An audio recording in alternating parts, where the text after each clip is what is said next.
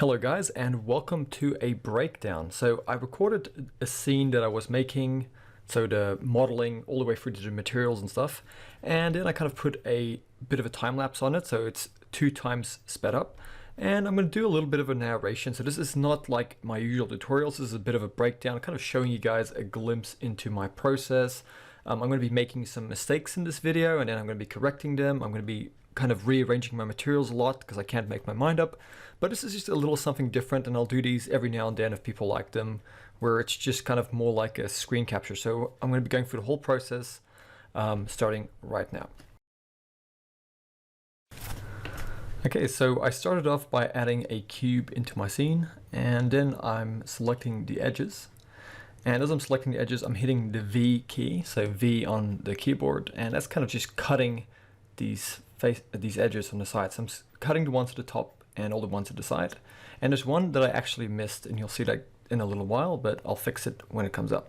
So just cutting them, making sure they're all loose by pulling them around. So that's the V key, and I'm on edge select. And here you can see I'm rotating this guy here by selecting the face and just bringing it out. I am in my front orthographic view. And then I'm grabbing both of them and just bringing them out like this. So I actually created a shape key. I don't know if you guys saw, like I went in, I created a shape key, and I'm trying to make a shape key where these 2 parts of the box that I cut kind of fold out. And I'm going to keyframe that a little bit later. So instead of using rigging or anything, I went with that. It's a bit of a limited method because it has some issues with deformation, and also when I apply a material with an object texture coordinate, the material's kind of be glitching and jumping all over the place because of how it all works. So it's not an ideal method, but I still like the result. It was kind of a cool project. So I just gave it a solidify modifier as well. I chucked it on top of there. And I think I started doing my keyframing over here really early on with this. So I grabbed that shape key that I made with this guy where the box opens up, and I just messed around with my frames, found something that I liked. So I let it play a little bit just to figure out my timing. And you can see here I'm gradually opening up the box as I go along, inserting keyframes. And then I'm adding in my next object. And I'll keep tweaking back and forth between these two. It's just kind of like a little bit of a messy process, but I had fun doing it. So you can see I'm just randomly extruding and scaling in and making this kind of thingamajig, giving it a bevel modifier and a subdivision surface. And what I'm going to do is I'm going to give this a shape key as well. Yeah, I did. So I gave it a shape key, and now I'm just bringing these up like this within the shape key. Yeah, and I'm just messing around, getting something that I feel is right. And then I'm playing with the value slider when I'm in object mode. And the nice thing about this method, you could hop in anytime back into your edit mode with the shape key and edit things if you don't like the way things look, which is what I think I did in this video. So I gave that a shot, saw what it looked like. Then I went into edit mode, brought that down a bit, even though it's already been animated, just getting a feel for things. And then I added in a empty. And I didn't like that, so I think I ended up getting rid of this empty and just added in a cube empty. And it's really good because you can kind of see the rotations. And then what I did is I added in a UV sphere. Well, I was thinking here for a little bit, I couldn't make my mind up, so I decided to go with a UV sphere. And I'm pausing here for a little while. I don't know why. I must have stood up to go get some nachos or something, or a coffee. And so I'm adding in a sphere here, and I'm bringing this sphere up to my empty over here, giving it a subdivision surface and smoothing it out, scaling it up a little bit, just putting it in here and then parenting it to that empty. And I've already done the keyframing on this little tube thing that kind of comes out, but what I'm going to do is I'm going to grab this empty now because I've parented this sphere to it, and I'm just going to bring it along my timeline and add in some keyframes and move it up on the z-axis till it matches up with this little column that's coming out. It just kind of makes it look like it's attached to these bunch of pipes that kind of protrude out. And then I'm putting a bit of a hold over there, so as this other thing comes back down, this sphere is just staying up here. And I'm going to make that hold quite long. You can see I'm creating a hold for the box as well, so as that lid opens up, it's quite a while where it's kind of open. Grabbing that sphere, I decided to add a shape key to this sphere as well. And then I thought I might give it some weird funky shape and decided just to leave it round as it is. So I, with that shape key, as the sphere came up and the box closes, I inserted a shape key. Then I went up a few frames and I increased the value to 1, which made it grow. And during this whole process, I didn't really know what I was going to do. I'm just kind of experimenting here. So I thought I'd just make it grow outside of the box. And what's eventually going to happen is I'm going to end up moving this guy down to the box, and it's going to kind of pop into another door that kind of lifts up. But I was just getting a feel for the animation here. You can see I'm just having to think about it. You know, nothing's really happening at this stage. I'm really just, this is more, like I said, definitely a lot of experimentation here. So that guy's opening up, just getting a feel for the timing here. So I grabbed that empty there.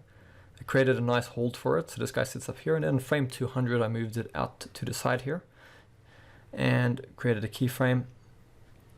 And then I brought it down and I added in a keyframe for the location. And then I was thinking about, what am I going to do now? I'm going to make it go into a hole in the ground or something. So I decided to add another shape key to the box over here. So that's what I'm going to do next.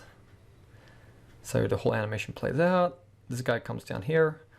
And I'm going to grab this box. I'm adding in another shape key and going in here and grabbing this face. But I actually realized I made a mistake earlier on where I didn't use the V key properly, and I didn't cut the bottom of that face, which I ended up having to do to make this work. So I tab into edit mode, brought that guy up like that. And so you can see that the face at the bottom is still connected because I never used the V key properly. So what I did is I just tabbed into edit mode, and I thought this would kind of be destructive and destroy the whole shape key thing, but it didn't. So I just cut that bottom face off the top one that I just moved up. And this is in my second shape key, brought it down to the floor. And now it all worked. So I just added a shape key for that guy to lift up. Frame 220. And then the idea was that this guy that's parented to the empty will move back into here. So I moved it back into the box. That was about frame 260, inserted a keyframe for that. And I was just messing around with it, seeing what I can do with it. So you can see here it lifts out, it grows and comes back down, this door opens. And I wasn't really happy with it. It looked a little bit not as good as it could have. So I ended up grabbing this guy and seeing what I could do with it. So I added in the location for this guy, brought it down. And I thought I was a little bit too low, so I added in a floor. And I'm just playing this animation every time, just trying to get a feel for the animation. So I grabbed this guy, went to frame 200 again. And I felt it's a little bit too low, so I brought it up a little bit. You'll see in a second.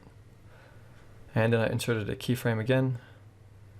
So just so you can see it penetrating out of the floor. And then this guy goes on top of it again. And eventually what I ended up doing is I'm going to make this sphere shrink as it goes into the box again and fit back into that column that's going to go back up when the animation loops itself.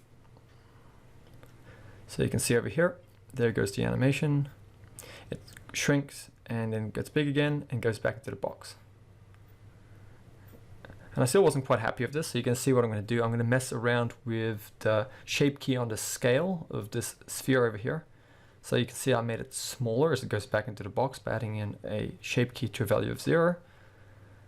And then I did some keyframe animation of the empty again. And as this guy goes back into the box, it's going to go back into that hole. So I messed up a little bit over here. So I had to kind of keep going back and forth to try to arrange the keyframes in a way so this guy wouldn't just penetrate through the floor here, but it would actually go forward and just kind of look like it falls into back into this these things that are going to push it back out of the box. So that goes back in. And I eventually got something that I really liked, that I felt worked. So you can see here, it's just a nice loopable animation. And obviously I'm going to end up doing some work to the scene as well, because I thought it was pretty boring. There's not really much going on with it. So I added in a circle added in a face to it, and I just did a little bit of adding like a bevel to it because you don't want really sharp edges. So I'm essentially just making a nice floor for my scene over here, and it's just a matter of grabbing faces and extruding them and scaling them up, grabbing the edge of this guy over here and just scaling it out. Now I'm looking into my camera view and I'm making sure that there's no gaps. You don't see the world background, so you just want to see the floor. And I'm adding in some loop cuts where it's necessary and scaling things in. And this is one of those things that's different for everybody. Just making something that you feel like complements the scene that you're making. And then I decided to add in this cube over here. And I just, this face plane, not a cube, and I just extruded it, made this kind of like L-shaped thing, and brought it out a little bit, just to add like this nice little feature to the back of my scene. And I think I ended up adding a bevel modifier to this, making the limit method angle and decreasing the offset value. And I will eventually round this out by just tabbing into edit mode. I grabbed this edge over here in the corner, and I did the Control B key just to bevel it, and it just looked really nice. It was just this nice little background feature. And I'm just bringing these guys out. Like I said, you don't want to see the world background. You just want to, if you look in your camera view, you just want to see that feature in the backdrop. And yeah, I was just looking at it and seeing if it works. This whole process was experimented. I didn't sketch anything out, and I just named it. I didn't know what to call it, so I just called it a jack-in-the-box, even though it's not really a jack-in-the-box. But anyway, so the next part is going to be the materials, and I did a lot of experimentation of this. And I started off with a color palette from Adobe color.com, but I ended up kind of scrapping it as I went into it. Just the green wasn't working for me. And this is usually how my process goes. Like, I'll usually start with a color palette, and I just I sometimes think something will work, and this is a good lesson for you guys as well. Like, don't always have to be set on what you think you're going to do. You might just realize later on that a specific color palette you thought would work just doesn't work, and then you can just kind of freestyle it and go as you go. So I was using this palette, and you'll see here I'm going to really change a lot of things. I mean, I'm adding in some lights now, just some area lights, and just adjusting the scale, and obviously just enabling my EV settings there. So screen space reflections is very important for this. And I'm just doing some basic lighting setup here for some of these lamps, these area lights. They're called lamps or lights. It depends on, I'm just so used to 3ds Max where they're called lamps, but anyway. And you can see here I'm adding in a HDRI to my world environment. And I was experimenting with some different HDRIs, which I get from HDRI Haven. They're free to use, by the way. And I was just messing around with the strength of the HDRIs. I sometimes feel like they're a little bit too intense, so I brought it down to 0.5. And when you start bringing the roughness down on these shaders, you can really start to see those reflections from the world environment. So I started off experimenting with a Voronoi texture, which I used a texture coordinate with an object. And I was messing around with the roughness.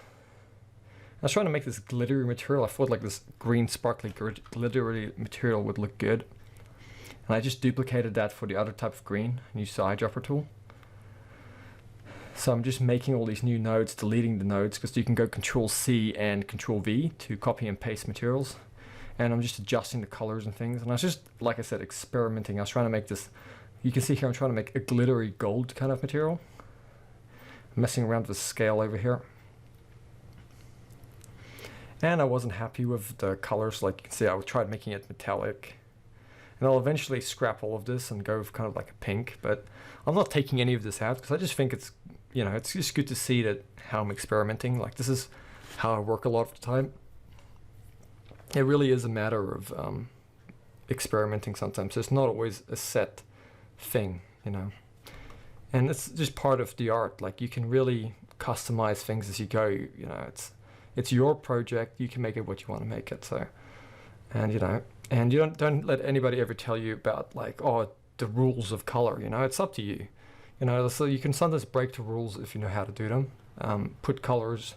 Like, this looked a little bit too Christmassy for me over here. I was liking it at first, but I just when I was thinking more about it, I just didn't see it working. So I ended up not going with the green and red. Though I would say green and red, there's some other projects I've done in the past where I think this sort of color combination could do really well. So if I do like a kind of Christmas theme, I'll probably end up doing something like this. So I ended up adding a generated checker texture to this door, this little gate thing over here. The issue is because I worked with keyframes, there's a bit of a problem here as we're using the object in the texture coordinate. It's not going to, just the way it's generated, when this keyframe kind of plays out, it's just not going to work like with our shape key. It's going to look kind of like it's sliding. The texture is going to be sliding off of the surface, if that makes sense. And you'll notice that in the final animation that I did. But it still looked cool. It was just cool to me, and yes, there were some issues with it, but it was something I enjoyed, and I can definitely see myself improving this project in the future if I wanted to do something like this again. And I probably would actually rig it. The whole shape key thing is not really an ideal way to do it, but like I said, I was just trying to do a bit of an experiment with this sort of thing, and I kind of still like the final result, despite the glitching and the sliding off of the materials. So yeah, I paused again here. I keep having these moments where I just paused and I was just thinking about it. And that's also a big part of my process, as you guys will see. Sometimes I'll just sit there for 5 or 10 minutes and just have a think about, like, just visualize it. You know, some people are different. Some people will draw it out, they'll do animatics, and that's fine, you know, especially if you're going to be working with clients. That's something you should actually do, and I do that sometimes. But if you're just doing your own personal little fun projects, just sit there and look at it and just picture in your head what the animation is going to be like. So you can see here, I'm just, you know, having a look at the different items here. It's also important whenever you're doing motion graphics, make sure you actually go through the frames in the timeline so you get different shots. You don't just want to keep trying your materials out in the exact same shot. So I can see I moved to the middle of my animation here where the box is open, so I can see all of the items in here. So I started going with more like a blue and a white speckle, and I didn't like that. It just looked like sand, and like I said, these sort of shaders could probably be good for different scenes, but I just didn't like it. And I started trying to make it more dark, like a polished cement kind of almost, and which didn't work either. I just didn't like it. So I'm just messing around here with the scale of the noise texture, or the Verona texture, and just giving it a little bit of a test render here. And yeah, I just wasn't liking it. And I'm just messing around with the sliders and roughness. And that's all I was doing. Like, I know this is probably boring watching this, but like I said, it's just my process, and I decided I'm going to keep it in this video. You guys can just skip forward if you want to. If this is boring, it's fine. And I'm adding a gold material here. I'm trying to just mix the materials up so it doesn't just look like one material. So I added 2 materials to this columny thing that comes up. It's kind of like a camera zoom if you think about it, like the attachment that kind of comes out of your camera, like your lens. So I decided to make the materials a little bit darker and mess around with it. And that was just way too glossy over there. It kind of looks like a glazed plastic, which just isn't really nice. So I messed around with the roughness of that one. Yeah, so you can see here, trying to make it like dark with like white speckles by bringing in those value sliders on the color ramp. So I was bringing in the black quite a bit. And this is just me going on, like I said, really boring. You guys can totally skip ahead if you want to see what I ended up doing. But like I said, this is a process, so keeping it in here. Yeah, I was kind of liking it at this point. I was starting to realize like pink was probably going to be what I'm going to go with. And I will say that when I was making this video, I still didn't record everything. Like, I did end up tweaking my final render a little bit. So what you guys are seeing here is pretty close to what I ended up doing, but I did tweak it in my final project a little bit. And I also added in a little bit of movement to the camera, which I don't show in this breakdown. But like I said, those are all minor things, but this is more just giving you guys an overall breakdown. And you can see over here with this render, I'm just going to quickly show you. I'm starting to now get to the point where I'm slowing down a little bit, and I'm not doing any major changes. It's just I have a general feel now for it at this point. So now I'm just adding in some depth of field. And whenever you're doing a little motion graphics project like this, really depth of field can be your best friend. It can really help. So you can see here, I'm realizing that I should probably add in an empty and just put the focus of the camera onto the empty. And that's a really good way. It gives you a little bit more control. I actually did a tutorial on this a few days ago where I explained these two methods. And I'm just messing around here with the f-stop, trying to get something I like.